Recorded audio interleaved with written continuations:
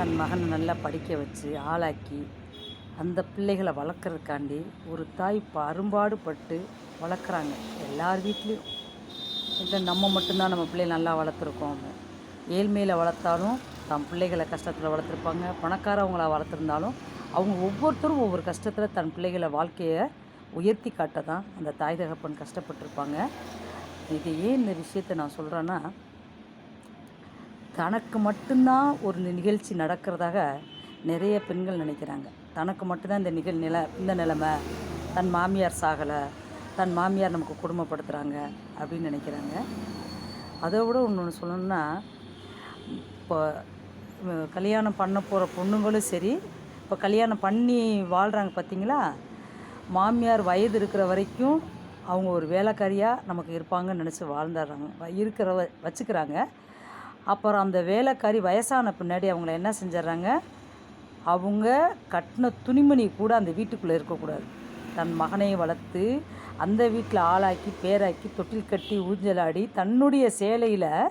தன்னுடைய சேலையில் ஊஞ்சல் கட்டி தன் மகனுக்கும் மகளுக்கும் போட்டு தொட்டிலாட்டின சேலையை வயதான பின்பு அந்த தாயோட துணி, அவங்க கட்டின துணி கூட அந்த மருமக வீட்டில் இருக்கக்கூடாதுன்னு தூர தூக்கி சாக்கடையில் போடுறாங்க.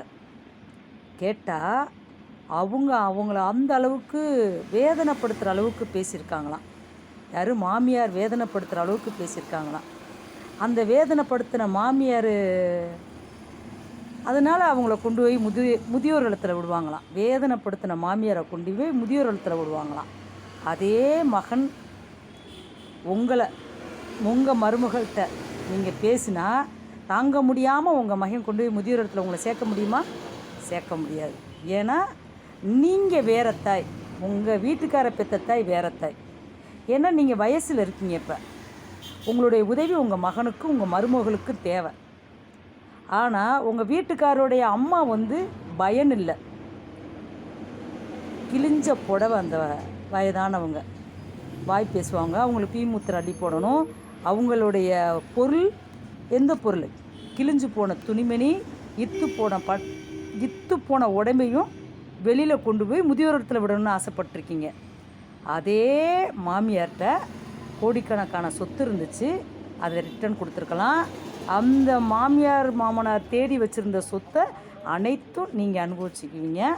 ஆனால் கொண்டு போய் மாமியாரை முதியோரத்தில் என்ன பாவம் வந்தாலும் பரவாயில்ல, எனக்கு நான் தயாராக இருக்கேன். இனிமேல் என்ன பாவம் வரப்போகுது?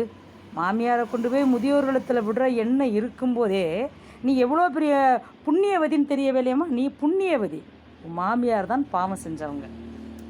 ஒவ்வொரு பொண்ணும் கொஞ்சமாவது நினச்சி பாருங்க.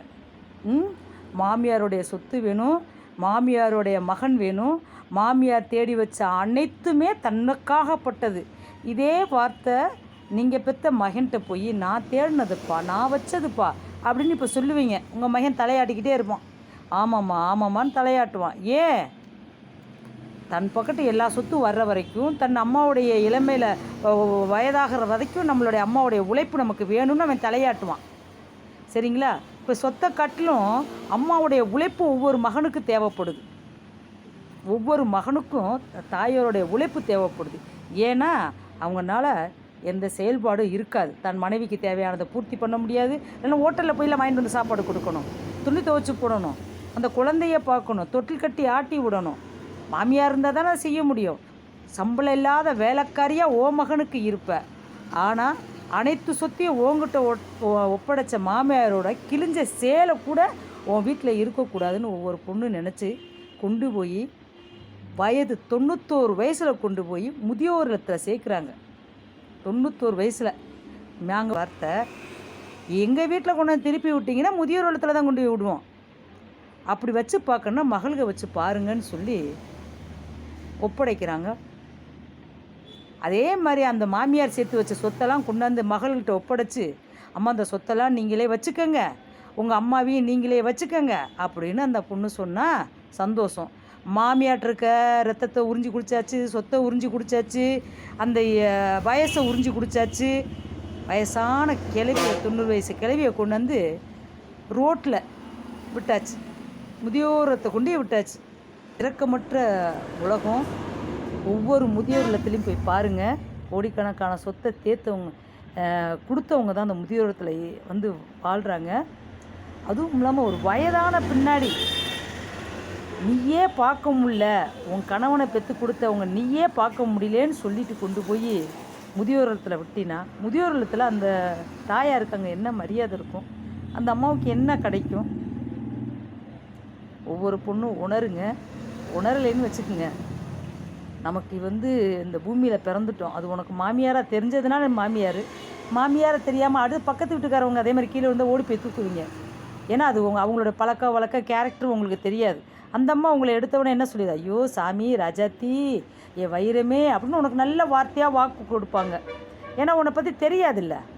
ஆனால் மாமியாருக்கு உன்னை பற்றி தெரியும். நீ என்னென்ன கொடுமைப்படுத்தின, என்னென்ன அசிங்கப்படுத்தின எல்லாமே அந்த மாமியாருக்கு தெரியும்.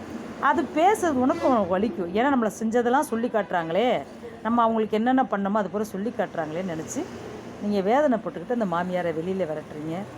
தயவுசெய்து இப்போ இருக்க பெண்களும் சரி, வயதானவங்களும் சரி, மாமியாரை வச்சு வாழ வைக்கிறதுக்கு வழி பாருங்கள்.